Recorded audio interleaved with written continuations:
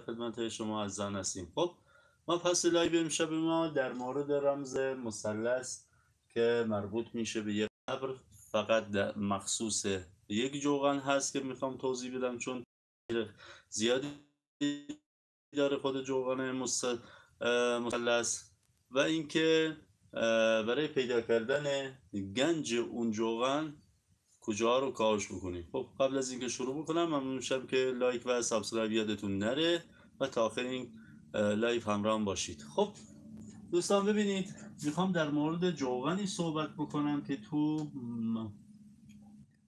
محیط به این صورت ضلع‌های منظم و یک اندازه بر روی یک تخت سنگ. خب ببینید در محیط معمولا این نوع جوغن ها بیشتر در ابتدای صخره ها پیش میاد و کنده‌کاری میشه، و اگر که شما بخواید که این رو پیدا بکنید، خب بخواید مثلا هدف اصلی این جوغن رو پیدا بکنید، چند تا تفسیر داره که کاملا گوش بدید که ببینید به چه صورته. اینا گمانه هستن که میخوام تمام اون گمانه ها رو شما یادداشت برداری بکنید و تو ذهنتون باشه. ببینید اولین چیزی که مهمه، خود مثلث یعنی دروازه. این یعنی دروازه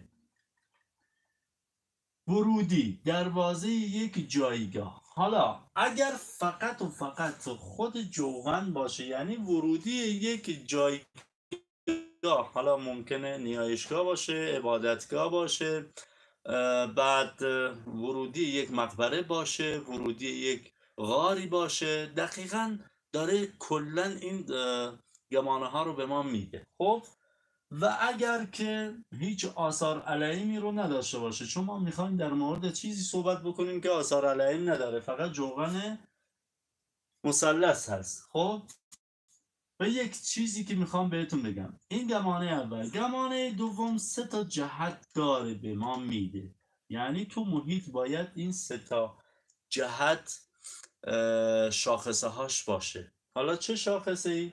یکیش اینی که جهت ورودی کار ما اینه که منطقه باستانی هست، جایگاه نامیه، و یکی از این دوتا، یکی چشمه هست که همیشه چشمه مایه آب حیات در گذشته بوده و 100% این رو همیشه منشأ خودشون قرار میدادن، و دومی که اینجا هست اشاره به جایگاه اون شخص رو داره یا جایگاه اون منطقه جغرافیایی رو داره اشاره میکنه که به ما داده این جوغن. حالا مهمترین چیزی که ما داریم میبینیم چشمه است. خب این چشمه رو حتما در نظر بگیرید، چون همیشه در گذشته چشمه رو خیلی مهم قرار میدادن. چشمه خیلی مهم. خود چشمه رو در نظر بگیرید و فاصله ها رو اول این گمانه رو انجام بدید. بیایید ضلع های 3 تا ضلع رو حساب بکنید. 3 تا ضلع رو حساب بکنید ببینید چقدره. مثلا این 10 سانته، این 10، اینم 10، میشه 30.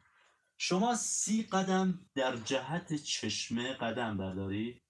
خب 30 قدم در جهت چشمه. مثلا من اینجا یه جوغنی رو داریم و مسیری که مشخص شده مثلا چشمه اونجاست و در جهت اون چشمه، حالا جهت اینکه طلوع آفتاب به چه صورتی است. کارهای مثلث ما همیشه میگیم کارهای یهودی همیشه در کجا قرار داره؟ شرق، شمال شرقی، نهایتا جنوب شرقی. خب تو باید در این جهت ببینی که تو شرق آیا همچین چشمه‌ای وجود داره یا نه.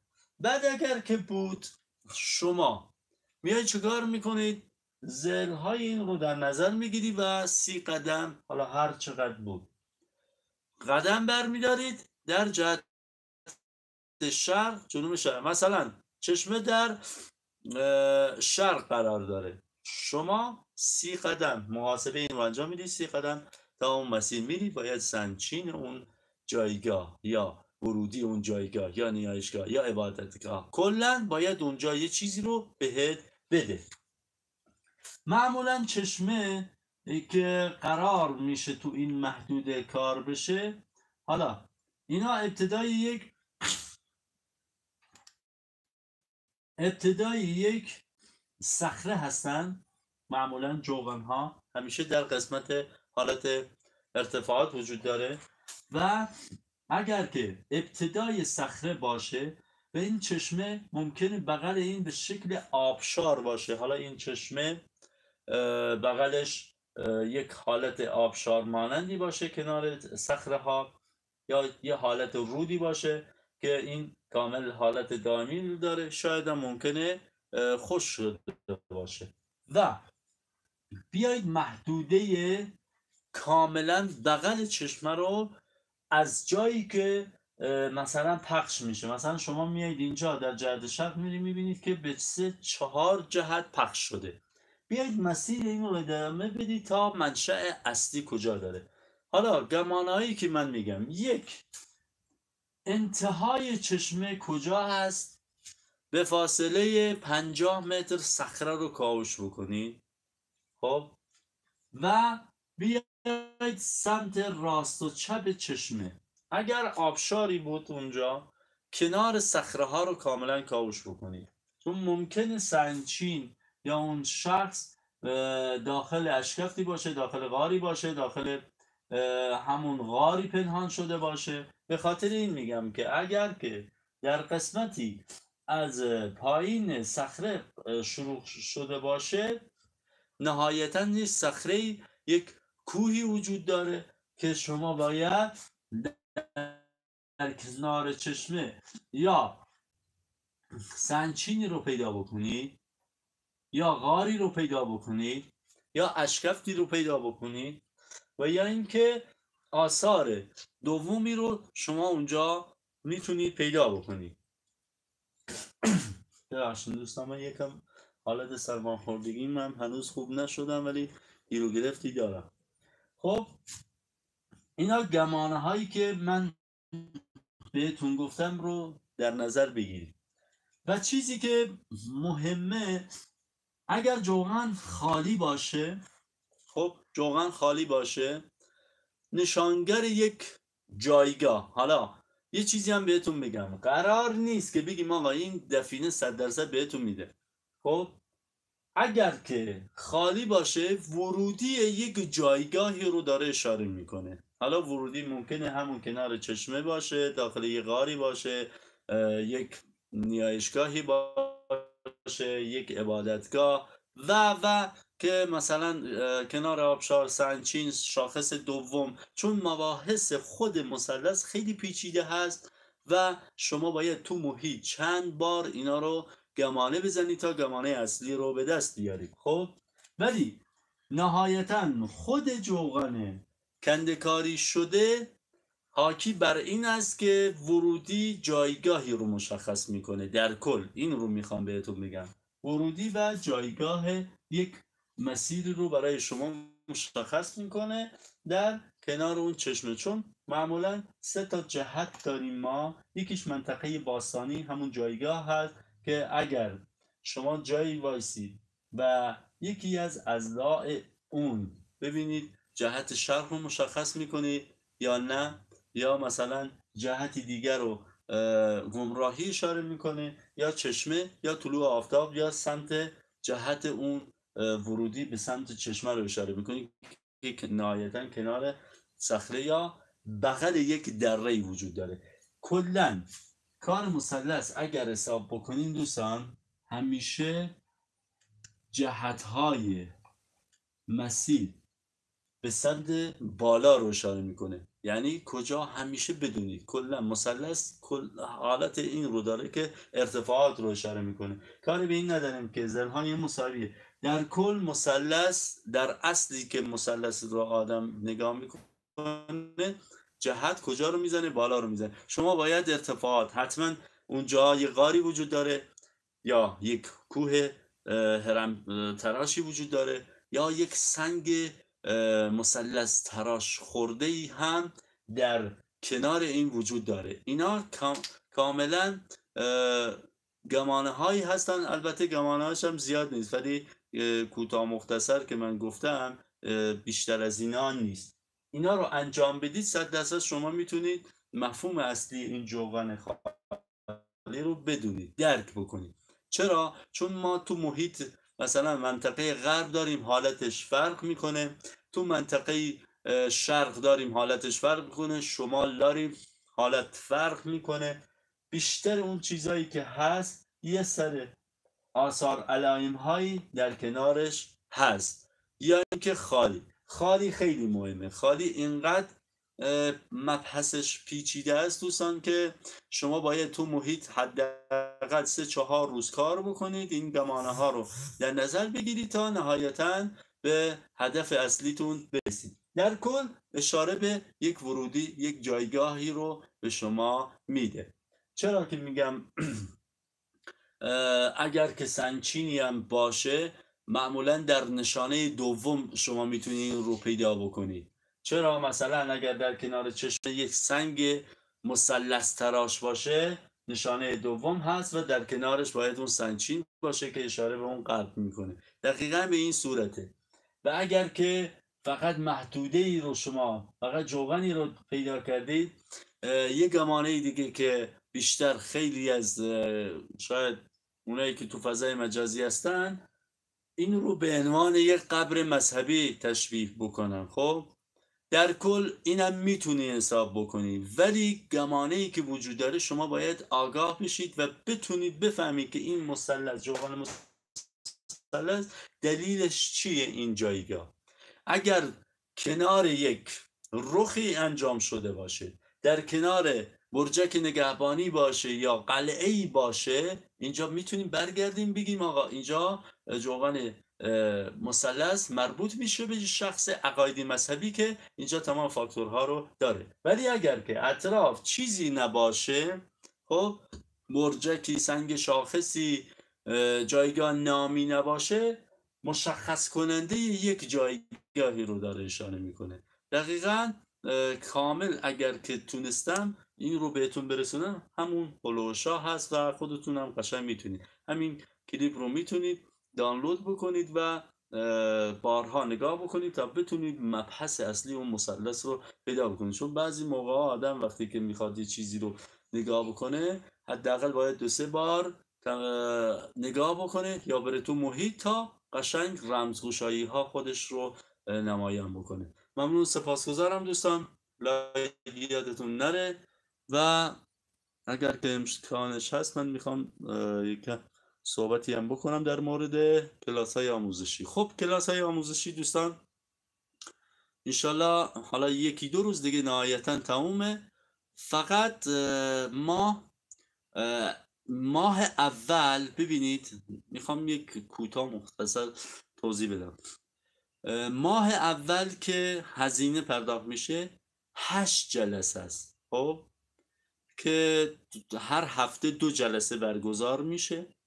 این هفته 2 جلسه برگزار میشه. این ماه مخصوص مثلا میگم در مورد نماد صحبت میشه و آموزش نمادها رو میگذاریم. ماه که تموم شد اگر خواستید هزینه بکنید که هیچی، اگر که نه دوباره ادامه میدید. چون میخوام قشنگ اونایی که اگر که واقعا دنبالش هستن کامل و جامع حالیشون بشه و اون چیزی که تو محیط باش برخورد بکنن بتونن ازش استفاده بکنن. پس بدونید اینی که من توضیح میدم 1 ماه 8 جلسه مثلا در مورد نماد مثلث یا نماد حیوانی صحبت میکنن. این 8 جلسه فقط مخصوص نمادهای حیوانیه. خب کامل و جامع در مورد نمادهای حیوانی من توضیح میدم. خب و ماه بعد هزینه بعدی رو میخواد یا هزینه دیگر رو میخواد. قرار نیست که طرف الان مثلا ما هزینه هامون 2 میلیون تومنه، خب ماهی 2 میلیون یعنی 8 جلسه 2 میلیون تومنه. اینه که من میخوام بهتون بگم واقعا به دردتون میخوره، چون من خودم دیدم و قبلا آموزش داشتم و اینایی که هم گذاشتیم و بوده قبلا همه به نتیجه رسیدن. پس اگر بعضی تو واقعا میگن مشکل مثلا برای 8 جلسه برای 1 ماه 2 تومن سخته، نهایتا گفتم اونایی که ما خودمون تشخیص بدیم که مثلا هزینه چیزی ندارن، حالا یه مقدار کمتر حساب میکنیم، ولی ارزشمنده، به دردت میخوره. تا تو مثلا 2 میلیون تومن الان هیچی، واقعا هیچ چیزی رو، دردی رو به انسان دوا نمیکنه، ولی واقعا یه چیزی یاد بگیری بهتر از اونه که بخوای 100 میلیون هزینه بکنی سر یه کاری، بعدن هست کردن این کار رو هم انجام دادن، طرف رفته بدهی زیادم بالا آورده، بعدم زمانی هم که مثلا میگی آقا یه عکس مثلا تفسیرش میشه 100,000 تومن، زورش میاد 100,000 تومن رو بده. خب بیا یک اندیشه‌ای برای خودت چیز کن، مشخص کن، این اندیشه یه مقدار هزینه بکنی شاید در آینده خیلی برات ارزشمند باشه. کاری به این ندارم، شاید حالا بعضیاتون بگین من تبلیغ این رو میکنم که تو کلاس ها شرکت بکنی، نه به هیچ عنوان، چون من گفتم ماه اول این رو برگزار میکنم و خودتونم اگر که صلاح دونید ادامه میدید، اگرم که نه میگید دیگه هر کسی انصراف میدید. شما برای 1 ماه اول هزینه میکنید، تمام دیگه، برای ماههای بعد دوباره باید هزینه دیگر رو انجام بدید. چون من مثلا 1 ماه کامل در مورد رمزگشایی صحبت میکنم، تو هزینه اونو میدی دیگه، ماه بعد نه که بگی آقا من هزینه کردم دوباره باید هزینه بکنی برای یک مبحث دیگه، یک بحث دیگه، یک فایل جدید دیگه. خب به هر حال معذرت میخوام که طولانی شد، ولی کامل میخواستم بفهمم که بازخورد دوستان چطوری هست و اگرم که دوستان مایل بودن من در خدمتشون هستم. ممنون حیبلا جان. علی آقای گل، آیا ممکنه 10 متر سمت راست و چپ جلسات یا گودرخون بده؟ در مورد چی علی آقا ببخشید؟ ممنون. هزینه کلاس ها ماهی 2 میلیون تومانه. این ماه هم مثلا 8 جلسه است، 4 هفته است. خب هر هفته 2 جلسه برگزار میشه. بهتون اعلام میکنم. حالا من به استاد میرحمدی هماهنگی رو انجام میدم، اون بهتون میگه دیگه کسایی که دوست داشتن به پیوی استاد میرحمدی مراجعه بکنن فردا، چون من امشب میخوام برنامه‌هاش رو انجام بدیم و کسایی که دوست داشتن فردا میتونن به پیوی استاد میرحمدی مراجعه کنن در مورد کلاس ها. خب ممنون، سپاسگزارم دوستان، بیشتر از این ادامه ندیم، گفتیم اگر که کسی خواست این هم دانلود کنه خیلی خوب میشه. خب ممنونم، خدا یار و نگهدارتون، خدا حافظ.